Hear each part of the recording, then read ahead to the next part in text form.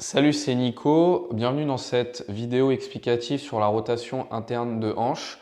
Donc déjà, cette vidéo, ça va surtout être de l'éducation. Il n'y aura pas une routine à suivre complète. C'est simplement pour t'expliquer déjà ce qu'est la rotation interne de hanche, quel est son intérêt, qu'est-ce qui peut se passer lorsque tu n'as pas la capacité de mettre la hanche dans cette rotation vers l'intérieur, comment tu peux tester cette capacité-là, la travailler avec certains exercices et les erreurs qui peuvent se passer lorsque tu travailles cette capacité.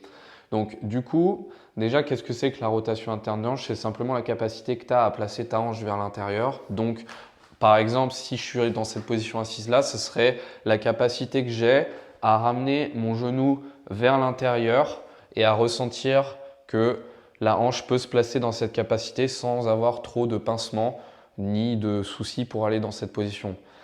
La rotation interne, pourquoi est-ce que c'est aussi important alors que personne n'en parle? C'est que c'est clairement la capacité avec la rotation externe principale de ta hanche. Donc la hanche, il faut se dire que c'est une articulation en forme de sphère. Donc étant donné la caractéristique qu'elle a, elle est censée tourner, bouger dans absolument tous les sens. Et notamment la rotation, c'est clairement la capacité principale puisque c'est elle qui va ensuite étendre et permettre les autres mouvements, donc flexion, extension et adduction, abduction si tu as un peu des notions d'anatomie. Dans la vidéo, il y aura toujours quelques schémas ou quelques photos à côté pour expliquer un peu plus. Donc l'intérêt de travailler cette capacité de rotation interne, ce qu'on appelle aussi fermeture de hanche, c'est justement de pouvoir débloquer la base même de ce que ta hanche est capable de faire. C'est un peu comme la fondation de ta maison. Tu pourrais travailler ta flexion, ton extension, faire tous les étirements que tu veux en grenouille, en chevalier, en grand écart. Si tu n'as pas de rotation de hanche, tout le reste sera beaucoup plus difficile, beaucoup moins accessible et tu prends même le risque ensuite d'avoir des compensations à d'autres endroits de ton corps, notamment au lombaire. On verra ça un peu plus tard dans la vidéo. Donc voilà ce que c'est que la rotation. Ensuite, qu'est-ce que tu peux faire déjà pour te rendre compte si tu as de la rotation interne ou pas? On va faire un test tout de suite, voire même deux tests. On va se mettre allongé sur le dos. Je te le montre face caméra. Et en gros, là, ça va être un test actif, mais tu pourrais aussi le faire en passif avec quelqu'un qui t'aide. Généralement, tu n'auras pas forcément quelqu'un. Tu pourrais te mettre allongé sur le dos comme ça, ramener ta jambe vers toi. Et en gros, la capacité de rotation interne, ça va être donc de bloquer cette hanche en flexion à peu près à 90 et d'amener ton talon vers l'extérieur. Là, je place mon talon vers l'extérieur et j'amène ma hanche en rotation interne. Tu pourrais même mettre ta main au niveau de la hanche et ressentir la rotation plus ou moins importante suivant ta capacité actuelle.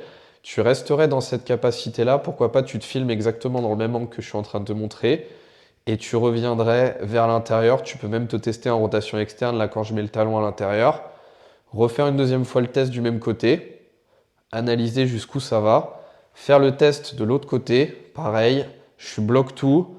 Talon à l'extérieur. Là, comme tu peux le voir, mon côté droit est beaucoup plus capable d'aller en rotation interne. Tester la rotation externe, même pourquoi pas. Analyser ta capacité active. Donc là, vu que personne ne m'aide à être dans la position, je vais moins loin dans l'étirement que s'il y avait quelqu'un qui me prend la jambe et qui contrôle l'étirement total que je suis capable d'avoir, ce qu'on peut aussi appeler la souplesse.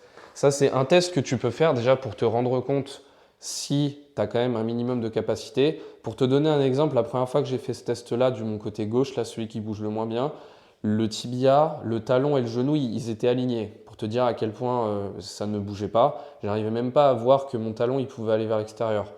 Donc si c'est ton cas ou si tu sens que ça bloque, crois-moi que tu as sûrement plus de rotation interne que ce que j'avais eu à l'époque.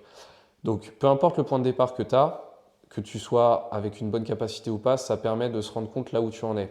Deuxième test que tu peux faire qui n'est pas aussi précis, ça va être de se mettre en squat et de regarder comment ton corps te laisse aller en squat. Donc pour la caméra, je ne vais pas le commencer en étant en position debout, mais en gros, on pourrait dire que si lorsque tu dois être en squat, peu importe que tu arrives à être en squat complet comme ce que je suis là ou pas, si ton corps t'oblige à tout le temps avoir les pieds, on pourrait dire plus larges que ce que je suis actuellement, les pieds aussi, les orteils vers l'extérieur, là c'est de façon un peu abusée hein, comment je te le montre, mais c'est pour bien montrer, tu serais comme ça vers l'extérieur, les pieds un peu plus écartés et que tu sens un pincement aussi au niveau de l'intérieur, voire du dessus de la hanche, que tu n'as pas la capacité de refermer tes pieds d'avoir les pieds parallèles et droits comme ça, peut-être, parce qu'il peut y avoir d'autres capacités qui font que tu ne peux pas te mettre comme ça, mais peut-être que la rotation interne de hanche, elle va manquer et du coup, c'est ça aussi qui ne te permettrait pas de rentrer dans des positions de squat. Ça, c'est un exemple un peu plus spécifique que d'être allongé sur le dos, simplement pour te montrer l'importance de cette capacité-là. Pourquoi pas, tu peux tester de te mettre en squat comme ça et au fur et à mesure que tu amélioreras ta rotation, tu pourras voir que ton squat va forcément s'améliorer parmi tout un tas d'autres mouvements qui vont de toute façon s'améliorer étant donné que c'est la capacité principale de ce que ta hanche devrait faire. Une fois que tu as testé ta hanche, je vais te montrer 3 exercices que tu peux faire progresser et pour travailler cette capacité-là. La première position, ça va être le 90-90. Donc en gros, c'est une position qui ressemble à ça. Tu aurais les deux jambes exactement de la même façon. Là, la hanche qui est en rotation interne, c'est celle qui est derrière.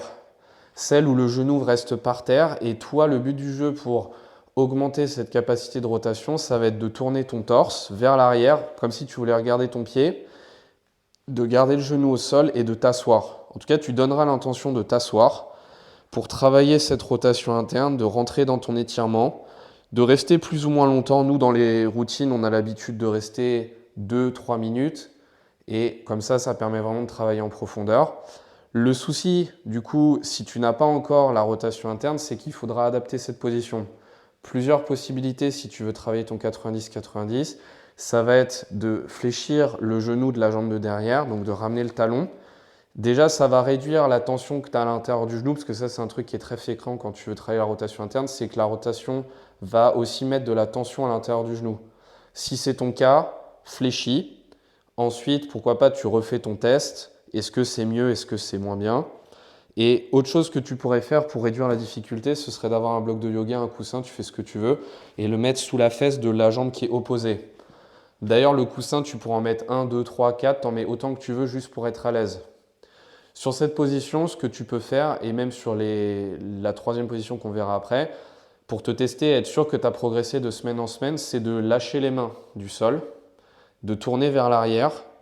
Si, lorsque tu fais ça, tu sens que ton torse, quand tu as les mains en l'air, il doit se tordre, se tourner, se fléchir, faire tout ce qu'il veut pour tenir la position, c'est simplement que comme la hanche n'a pas encore la capacité de rotation interne, elle va du coup être obligée de forcer et d'autres articulations vont prendre le relais pour que tu puisses faire quand même ton mouvement. Donc en l'occurrence, ce sera les lombaires qui vont faire tout ce qu'ils peuvent pour retenir cette position. Si c'est ton cas, du coup, de semaine en semaine, tu pourras te tester. Par exemple, semaine 1, tu as fait genou fléchi. Semaine 2, tu déplieras un peu, mais tu as toujours ton bloc. Semaine 3, tu enlèveras ton bloc. Et de fil en aiguille, tu pourras bien voir que tu es capable d'enlever les mains et de tourner absolument dans tous les sens et que tu ressens moins ce blocage au niveau lombaire. Ça, c'était la première position, donc 90-90. Deuxième position que j'aime bien utiliser pour cette capacité, ça va être assis, dos au mur. Là, la différence, c'est que ce n'est pas les fesses qui vont vers le sol, c'est que c'est le genou qui va se ramener vers le sol. Les fesses sont, elles, plaquées. Tu serais dans cette position-là, le genou plus ou moins vers toi, et tu ramènerais au sol jusqu'à ce que tu sentes un pincement, un blocage, c'est tout à fait normal, à l'intérieur, voire le dessus de la hanche, ce qui fait que tu es en rotation interne. Pareil, tu resterais sur des temps de 2-3 minutes, tu mets ta rotation en amplitude maximale de ce que tu es capable. Et là, ici, du coup, pour diminuer la difficulté, ce serait de surélever les fesses avec un bloc de yoga, un coussin, ce qui fait que ça va réduire la flexion, permettre à la hanche d'aller un peu plus en fermeture. D'ailleurs, ce n'est pas forcément plus mal, même si tu avais un très bon niveau, de surélever et de te concentrer bien plus sur la rotation interne que sur la flexion de la hanche. Pour cette position, si tu voulais augmenter la difficulté, il faudra que la jambe qui est tendue là, elle s'écarte de plus en plus, comme dans un grand écart facial, on pourrait dire, mais de ne pas oublier d'avoir le torse droit et tourné devant toi. Très important. Troisième position qui ressemble beaucoup plus au 90-90, c'est grand écart américain. On pourrait dire même que c'est une certaine progression du 90-90. Tu es comme ça. Donc soit tu le commences comme ça, soit tu l'as fait à la James Brown, tu te jettes en l'air et tu finis dans cette position. Tout dépend des capacités que tu as. Tu essayes de faire ce que tu peux. La jambe de derrière est pareil qu'à 90-90, tu vois qu'elle est en rotation interne. Simplement, la jambe de devant, elle est tendue, un peu comme un grand écart latéral. La différence, du coup, c'est simplement que la jambe de devant travaille un peu plus les ischio-jambiers et la flexion de la hanche. Là, ce serait exactement pareil qu'en 90-90. Tu te tournerais vers la jambe de derrière et l'idée, c'est de t'asseoir ressentir l'étirement de rotation interne. Pourquoi pas mettre ta main pour ressentir ce qui se passe même lorsque tu tournes, ressentir le fémur faire son mouvement. Et tu resterais là-dedans. Pourquoi pas, si c'est trop difficile, lorsque tu as les mains levées, c'est exactement pareil que 90-90, tu peux fléchir derrière, te tester. Est-ce que mes lombaires compensent? Oui, non. Si ça compense toujours, tu mets ton bloc sous le fessier du côté opposé. Donc ça, c'est les 3 positions. Un truc très important que je n'ai pas forcément précisé pour chacune d'elles, mais la logique est la même, c'est que quand tu as fini tes étirements, peu importe le temps que tu as fait, une chose qu'on te conseille avec Axel, c'est de contracter dans la position. Les contractions pour les 3 positions, c'est la même chose. Il faudra en premier lieu repousser le sol avec ta cheville. Donc là, je suis encore en grand écart américain, je te le montre comme ça, mais on va dire que je suis resté 2 minutes dans ma position, peu importe laquelle des 3 que tu as choisi de faire et peu importe le niveau que tu as, c'est la même logique. Une fois que j'aurai fait mon temps d'étirement, je vais me tourner un peu plus vers la jambe qui est en train de s'étirer et je vais plaquer au sol la cheville. Je vais faire comme si je suis en train de repousser le sol. Je repousse, je vais faire ça sur 10 ou 30 secondes, suivant l'intensité que tu as envie de choisir, suivant les capacités que tu as. Si tu réduis le temps de contraction, l'intensité, elle peut augmenter beaucoup plus haut. Si tu augmentes le temps, l'intensité va être plus basse, c'est juste on va apprendre à le faire. Il n'y a pas de bonne réponse, il faut juste adapter, te tester. Ça, c'est la première contraction que tu peux faire. Donc, tu es en train de contracter ce que tu viens d'étirer. Donc, c'est bien, ça renforce la mobilité et le contrôle que tu as en fin d'amplitude de mouvement. Le deuxième truc que tu peux faire pour aller plus loin, c'est de contracter la partie inverse et donc de renforcer encore plus la partie souplesse, on pourrait dire la partie opposée du mouvement. Cette fois-ci, il faudra encore plus donner l'intention d'aller dans le sol. Pour le grand écart américain, il faudra encore plus donner l'impression que tu t'assois et que tu tournes vers la jambe de derrière. Tu tournerais encore à fond et tu t'assois très très fort pendant 10 ou 30 secondes. Encore une fois, j'ai dit très fort parce que je suis habitué à le faire avec ce genre d'intensité, mais si c'est trop difficile, fais 30 secondes tranquillement. Juste apprends à faire ça avec ta hanche, tu fais ce que tu peux. Dans tous les cas, si tu as contracté, ce sera toujours mieux que ce qu'on a l'habitude de voir dans les protocoles habituels d'entraînement. Tu auras toujours fait beaucoup plus que ce qui est nécessaire et progressivement, tu vas apprendre à faire mieux. Les contractions que je viens de montrer, c'est les mêmes pour les 3 positions. Si tu fais ton étirement et que tu contractes, c'est vachement mieux que juste étirer. C'est pas que s'étirer, c'est pas bien, mais quitte à être dans la position, autant être productif jusqu'au bout. Ensuite, pour terminer cette vidéo-là, les erreurs fréquentes qui peuvent se passer du coup avec le travail de la rotation interne de hanche, j'en ai déjà un peu parlé, ça va être de compenser avec tes lombaires.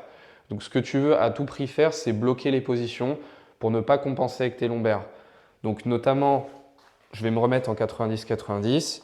Si j'ai les mains levées, mes lombaires ils vont forcément compenser même si tu as un excellent niveau. Donc bloque tes bras, fais le maximum pour être bloqué, te relever, avoir des blocs de yoga qui te surélèvent pour diminuer au maximum la sensation de contraction au niveau oblique, au niveau carré des lombes. Ça, c'est dans le 90-90, c'est grand écart américain.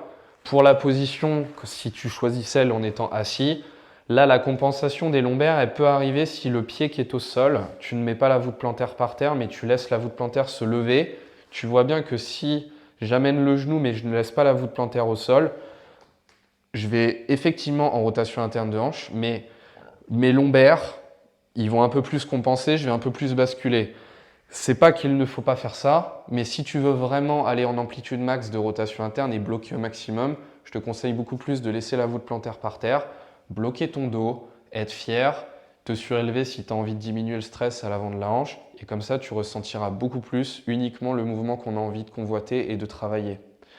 Deuxième erreur, j'en ai parlé aussi un peu dans cette vidéo lorsque tu travailles ta rotation interne, et celle-là elle est très importante, c'est que ça met pas mal de stress au niveau de l'intérieur du genou. Donc franchement, n'hésite pas à réduire la flexion de ton genou. Pour le 90-90 et le grand écart américain, c'est je fléchis davantage. Je surélève aussi. Très très important. La douleur, c'est jamais acceptable. Surtout quand tu t'entraînes. Clairement, tu t'entraînes et tu as mal, mais c'est pas acceptable. C'est qu'il y a forcément un truc qui ne va pas. Il y a forcément quelque chose qui est trop intense pour tes capacités actuelles. Et quand je dis la douleur, il faut bien la distinguer de mettre de la tension ou à augmenter l'intensité. C'est pas du tout ça dont je parle.